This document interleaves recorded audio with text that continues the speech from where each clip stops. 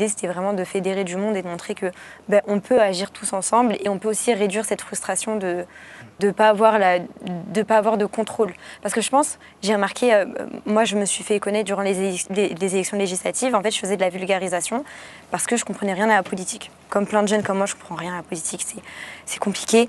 Et l'idée c'était vraiment de vulgariser pour essayer, là on comprend qu'il y a un enjeu, on a un pouvoir pour une fois, celui de voter, on a quelque chose de concret, il y a une action qu'on peut faire, on a besoin de comprendre. Et là ça faisait un moment, c'était quand même il y a 1 an les élections législatives, ça fait un moment qu'on sent qu'on n'a plus entre nos mains le pouvoir, qu'on n'a plus des politiques à aller secouer, qu'on n'a plus des gens à mobiliser.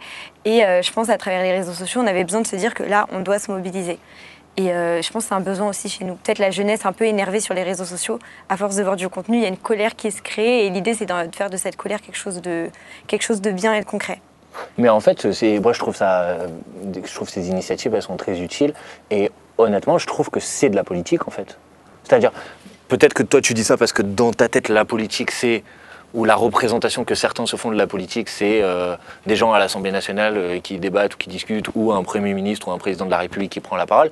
Mais une cause où on se mobilise collectivement pour faire bouger les choses, c'est déjà de la politique. Alors c'est une dimension différente de cette politique-là. C'est pour ça, moi, je suis pas pour opposer les deux. Je pense que cette initiative-là, et en plus, tu l'as dit toi-même, peut-être qu'au début, les gens vont se fédérer sur un enjeu humanitaire, mais que petit à petit, ça va aussi dérouler plein de raisonnements, où on va essayer de comprendre pourquoi les choses ne bougent pas, et on va en traduire une vision politique et des propositions politiques. Donc en fait, je pense que les deux vont ensemble, et c'est très bien qu'il y ait ça, et moi personnellement, je ne trouve pas que ça soit un renoncement de prendre des initiatives concrètes. Je pense qu'elles sont très utiles, et que ces initiatives concrètes, elles sont complémentaires d'un travail aussi de rapport de force politique. Et ce travail de rapport de force politique, je comprends que ça peut être un peu désespérant parfois, mais les lignes, elles bougent quand même petit à petit. Il y a eu de plus en plus de gens qui ont pris la parole pour dire que ce qui se passait à Gaza, c'était pas acceptable, alors qu'au début, quand vous osiez prendre la parole sur ce sujet, vous faisiez immédiatement décrire comme antisémite, violent, etc. Donc petit à petit, les choses, elles bougent. C'est clair qu'on voudrait que ça bouge plus vite, hein, on va pas se raconter d'histoire. Mais en tout cas, moi, je pense que ces éléments-là de mobilisation, c'est plutôt des motifs d'espoir, plutôt que des motifs de repli ou de désespérance. En tout cas, je le vois comme ça. Oui, justement, comme je vous l'ai dit, on est tout à fait d'accord avec ça. L'humanitaire et la politique, c'est indissociable, parce que de toute façon, tout est politique. Mais ouais, à ce côté-là, c'est indissociable, ça va ensemble. Et l'idée, c'est pas d'être en opposition. Et c'est pour ça, je pense aussi que c'est important qu'on ait de la communication avec les politiques, qu'on ait accès aux politiques auxquelles on a fait confiance, quand on s'est mobilisé, quand on a voté, etc. Et peut-être justement sentir que nos actions, elles sont soutenues aussi par les gens, par nos représentants, parce que finalement, on a voté pour qu'il y ait des députés, etc. Est-ce que tu as une idée des facteurs qui font que les gens se mobilisent plus sur un sujet plutôt que sur un autre? Je pense que d'abord, il y a quand même, les gens y réagissent au regard aussi des informations qui viennent jusqu'à eux. Et c'est vrai que, et ça a été grâce aux réseaux sociaux, pas grâce aux médias, mais notamment sur Gaza, et c'est dramatique, mais je pense que tout le monde a vu, comme moi, des images de bombardements, de gamins qui meurent sous les bombes israéliennes à Gaza. Ces images-là, elles ont produit quand même, et heureusement, parce qu'on est des êtres humains, des éléments, mais on ne peut pas laisser faire ça, en fait. Ça doit nous amener à réagir. Peut-être qu'il y a eu moins d'images, même s'il y en a eu parfois, mais peut-être qu'il y a eu moins d'images, moins de communication, qu'on a eu moins accès à cette information et que ça a généré moins d'émotions et moins d'indignation sur les autres conflits. Ça, je pense qu'il y a cette dimension-là qui est importante. Après, il y a une dimension aussi historique sur la question de la Palestine. Contrairement à ce que les médias essayent de faire croire, c'est pas un sujet qui a commencé en octobre 2023. C'est pas vrai. Je veux dire, c'est un sujet, c'est un drame qui dure depuis des années et des années. Et il y a des historiques de mobilisation sur ce sujet. Je veux dire, la France Insoumise, on n'a pas et c'est pas le cas juste de nous. Il y a plein d'associations, plein de partis, de syndicats qui sont mobilisés depuis des années et des années sur ce qui se passe en Palestine. Et quand la situation à Gaza est devenue encore plus dramatique que ce qu'elle était avant, cette mobilisation, elle s'est aussi construite sur un terreau, sur déjà des habitudes de mobilisation qui existent peut-être un peu moins vis-à-vis de ce qui se passe par exemple au Soudan, ou peut-être un peu moins, même si ça existe quand même. Il y a des associations et des collectifs qui sont mobilisés des années sur ce qui se passe au Congo. Donc je dirais peut-être ça, la communication, les informations, les bases de mobilisation qui existent déjà sur un certain nombre de sujets. On sait par ailleurs que la question, et sans que ça n'enlève rien aux autres conflits, mais on sait que la question palestinienne a aussi quelque chose de symboliquement très fort, parce que d'ailleurs c'est ce que parfois des gens ne comprennent pas.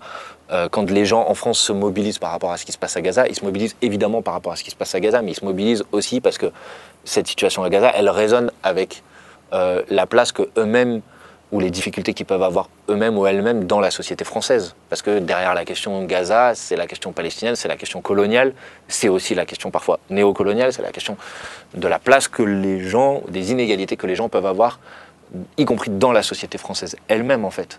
Donc ça ne veut pas dire que la question de ce qui se passe au Congo, de ce qui se passe au Soudan n'est pas importante, évidemment, et ça ne veut pas dire non plus d'ailleurs qu'elle ne peut pas avoir les mêmes ressorts avec ce que certaines et certains d'entre nous peuvent vivre dans la société française, mais je pense que la question palestinienne, elle a cette importance. C'est la phrase de, je ne sais plus quel poète ou intellectuel palestinien qui dit la Palestine est une arête plantée dans la gorge du monde. Et il y a cette dimension symboliquement très forte. C'est peut-être pour ça aussi que ça produit parfois plus d'émotions et plus de mobilisation. On croise beaucoup de gens qui nous disent dans les manifestations dans la rue « Merci de tenir bon, c'est important qu'il y ait d'autres positions qui s'expriment, heureusement que vous êtes là parce que sinon dans les médias traditionnels c'est toujours la même chose ». Ok, on est content et merci des encouragements, mais après la balle elle est dans votre camp aussi. On parlait de la mobilisation des jeunes. C'est clair que la jeunesse et les quartiers populaires en particulier ils sont beaucoup mobilisés l'année dernière et c'est ça qui a permis à l'extrême droite d'être battu et au nouveau Front populaire de gagner. Mais la vérité, c'est qu'il y a encore beaucoup de travail pour que les jeunes y votent autant que toute la population ou que dans les quartiers populaires on vote autant que la population, toute la population en moyenne. Et à la prochaine présidentielle, il n'y a pas de secret. Si la jeunesse elle décide de s'engager à fond dans la campagne, si les quartiers populaires ils décident de s'engager à fond dans la campagne, on peut tout renverser, on peut renverser la table, on peut tout changer. Si les gens ils restent à la maison, on n'y arrivera pas. Moi, je me demandais comment, justement, on parlait du coup de cette jeunesse populaire, comment vous allez faire en 2027 pour venir nous chercher et nous dire que c'est le moment, il faut s'engager, il faut voter. Comment, parce que vous ne pouvez pas vous attendre à ce que, on n'a pas forcément toujours un bagage politique assez solide et on a surtout une grande méfiance. Comment vous allez venir nous attraper et nous dire faites-nous confiance, voilà ce qu'on vous propose, comment vous pouvez rendre visible votre programme auprès de nous et est-ce que vous êtes prêts là-dessus? Vous êtes prêts à venir nous chercher?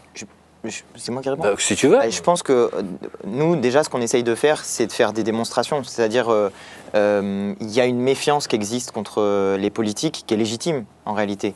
Et il y a beaucoup, dans les choses qu'on nous dit beaucoup, ce que disait Manu, les gens nous remercient beaucoup. Et moi, il y a des gens qui viennent me voir en disant vous nous redonnez confiance dans la politique. Donc ça, c'est la première étape. C'est en fait tenir sa parole, tenir ses promesses et pas être des gens qui s'engagent sur un programme et qui ensuite le bazardent. Enfin, je veux dire, depuis l'élection législative, ce qu'on a essayé de faire, c'est de se tenir au programme qu'on avait tenu tous ensemble. Après, il y a une dimension qui est une dimension d'action matérielle. C'est-à-dire, un des problèmes, mais c'est pareil, on en parlera sans doute tout à l'heure, c'est que les gens sont très peu inscrits sur les listes électorales ou alors mal inscrits sur les listes électorales. Il y a des déménagements qui ont lieu, les gens ne pensent pas à se réinscrire directement.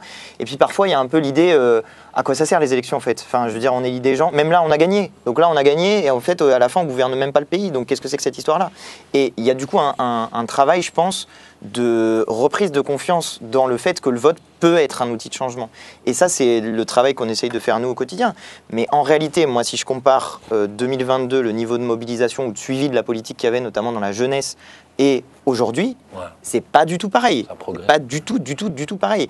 Donc moi, je compte beaucoup aussi sur un truc qui est que nous, on essaye d'être des émetteurs, des points de départ. Mais après, en fait, on gagnera l'élection présidentielle s'il y a 10 000, 100 000 porte-paroles partout sur le terrain qui font le travail, non pas en étant les porte-paroles dans les médias, etc., mais auprès de leur famille, leurs proches, leurs voisins, et que tout le monde se mobilise. Et moi, mon impression, peut-être que je me trompe complètement, mais mon impression, c'est que rien que par rapport à il y a 2 ans, on a réussi à redonner confiance dans la politique à beaucoup de gens par rapport à ce que c'était. Donc, c'est sans doute eux qui seront les meilleurs émetteurs pour donner confiance à leurs voisins ou à leurs parents. On ne va pas y arriver tout seul.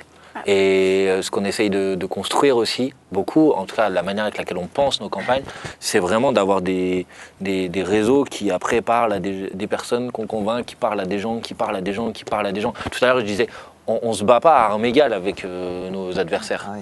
Ah ouais. Parce que eux, ils ont de la puissance financière, ils ont des grands médias, ils ont des moyens d'envoyer des messages. Mais nous, on peut avoir une autre qualité. Un autre avantage, c'est des gens qui parlent à des gens, qui parlent à des gens, qui parlent à des gens. Tu vois, par exemple, on a beaucoup travaillé dans nos campagnes, on essaie d'avoir des correspondants dans chaque immeuble. Des gens qui sont d'accord avec nous dans chaque immeuble, à qui on peut envoyer des arguments pour pouvoir après les partager à d'autres. Tout le travail aussi sur les réseaux sociaux, d'avoir des gens qui eux-mêmes sont émetteurs après d'un message qui va ensuite être répercuté par les autres. Ça, c'est ça la politique, c'est convaincre des gens qui vont convaincre des gens qui vont convaincre des gens. On peut se dire qu'on est vraiment en démocratie. Alors là, actuellement, je ne dis pas qu'il y a énormément de partis anti-IA ou énormément d'organisations qui se battent contre ça. Il y en a, certes, mais il n'y en a pas beaucoup. Mais si vous pensez que c'est impossible et que personne ne va rien faire, ça veut dire qu'on n'est pas réellement en démocratie et qu'on est quand même dépossédé de ce qui nous arrive matériellement. C'est la grande question. C'est est-ce que à l'heure actuelle, on peut considérer que notre système... Par ailleurs, on peut poser la question de manière globale. A-t-on vraiment déjà été dans un système réellement démocratique ou pas? Particulièrement quand il y a des gens qui sont exclus du système électoral de manière soit totale, soit partielle, comme c'est le cas dans notre pays. Mais je sais pas comment dire. Moi, j'étais de droite, par exemple. Quand j'ai commencé mon engagement politique, la première fois, si j'avais pu voter à une élection, j'aurais voté Bayrou. Maintenant, il est Premier ministre. Donc, vraiment la honte, quoi. Mais si j'avais pu faire ça, si j'avais pu voter, c'est-à-dire si j'avais eu l'âge en 2007, j'aurais voté Bayrou. Qu'est-ce qui a fait que je n'ai pas voté Bayrou et que du coup, non seulement j'ai pas voté Bayrou, mais en plus je me suis engagé pour essayer de faire en sorte de transformer la société et même plus que transformer la société, de changer le monde. C'est carrément ça l'objectif des Insoumis. C'est d'abord on change dans notre pays, puis après on aide les autres. Donc c'est un objectif qui est vachement ambitieux. Qu'est-ce qui a fait ça? Je suis tombé sur un bouquin de Mélenchon. Enfin bon, il y a eu toute une série d'histoires, mais je suis aussi tombé sur un bouquin de Mélenchon qui m'a fait regarder plein de sujets d'une manière différente de celle dont je l'avais regardé jusqu'à présent. Et cet élément-là a eu un impact, puisqu'ensuite je me suis engagé en politique, je me suis occupé des réseaux sociaux de Jean-Luc Mélenchon. Je pense modestement avoir quand même participé à créer une forme de culture du numérique dans notre mouvement qui fait qu'aujourd'hui on fait, peut-être ça a participé qu'il y ait aujourd'hui des émissions comme celle-ci. Donc ça pose une double question. Ça pose la question de la responsabilité individuelle dans l'histoire. C'est le vaste sujet de la philosophie, de savoir si les événements sont collectifs ou sont l'effet de la somme des individus. Mais il y a ce premier élément-là. Mais il y a aussi l'élément de comment, globalement, collectivement, on participe à des changements de société qui vont dans un sens positif. Moi, je suis hyper optimiste en vrai.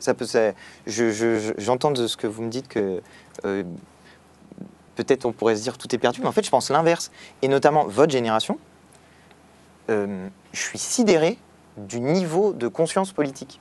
Sidéré. Vraiment, votre génération, vous êtes conscient des enjeux écologiques, environnementaux, liés aux discriminations, en particulier aux discriminations racistes, ce dont ma génération, par exemple, était sous-formée sur ce sujet. Enfin, nous, on est sous-formés sur le sujet du racisme. Et il y a un travail de formation à faire qui est général dans la population et qui est un des outils les plus efficaces pour faire reculer l'extrême droite, en réalité.